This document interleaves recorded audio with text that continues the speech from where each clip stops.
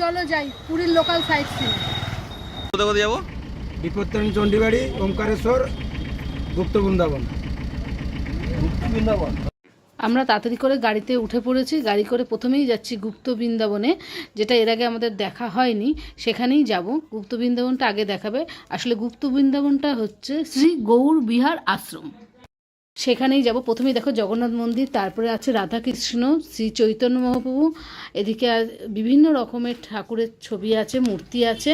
আমরা এইসব দেখে চলে আসলাম নাট মন্দিরে। আর তার আগে দেখো শিব ঠাকুর দেখিয়ে দিলাম, এটা বিশাল বড় একটা শিব ঠাকুরও রয়েছে সেখানে। এই দেখো নাট মন্দির, এরপরেই আছে রাধাকৃষ্ণের মূর্তি, সেটাও বেশ সুন্দর দেখতে। তারপরে চলে এসেছি আর একটা মূর্তির পাশে। দেখো এই মূর্তিটা দেখে তোমরা চিনতে পারছো নাকি?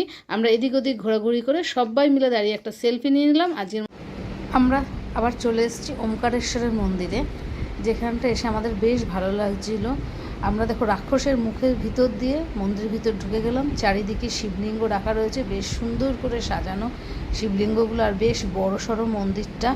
মন্দিরে ঢুকে আমরা এদিক ওদিক ঘোরাঘুরির পরে সবাই মিলে চলে এসেছি নন্দী মহারাজের কানে কিছু নিজের মনের কথা বলার জন্যে।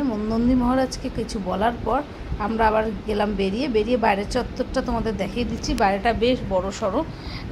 এরপরে আরেকটা এই পাশেই রাখা রয়েছে আরেকটা মূর্তি, সেই ঠাকুরের মূর্তির ওখানে যাব, কিন্তু আমি নাম বলবো না, তোমরা আমাকে কমেন্ট করে জানাবে এই মূর্তিটা কিসের মূর্তি। বেশ সুন্দর, দেখো মূর্তিটা বেশ ভালো লাগছে দেখতে না? এই দেখো চারিদিকটা তোমাদের একবার দেখিয়ে দিলাম। এদিকটা বেশ সুন্দর, বেশ শান্ত নিরিবিলি জায়গা। প্রচুর মানুষ ভিড় করেছে, প্রচুর মানুষ যে এই গরমে এখানে এসছে, এটাই বেশ ভালো লাগছে। তাহলে আমরা চলে এসেছি বিপত্তারিণী মায়ের মন্দিরে। মন্দিরের ভিতরে যাব, তার আগে বলে দিই এইখানে কিন্তু ঘরের ব্যবস্থাও আছে।